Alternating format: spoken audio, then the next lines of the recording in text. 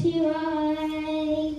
ઓમ નમઃ શિવાય. Good morning મમ્મીજી. ઓમ નમઃ શિવાય. ગુડ મોર્નિંગ મમ્મીજી. ઓમ નમઃ ગુડ શિવાય. મોર્નિંગ મમ્મીજી. સુપ્રભાત બેટા. જો તો હું ગુડ મોર્નિંગ બોલું છું ને સુપ્રભાત બોલે છે.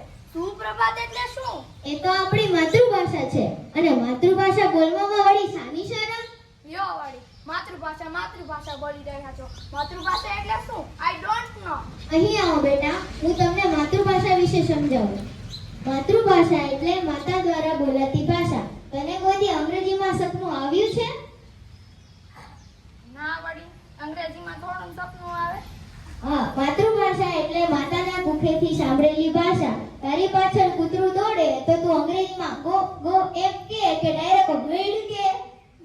તો ઇમરજન્સીમાં તો ગુજરાતી શબ્દ નીકળી જ જાય ને.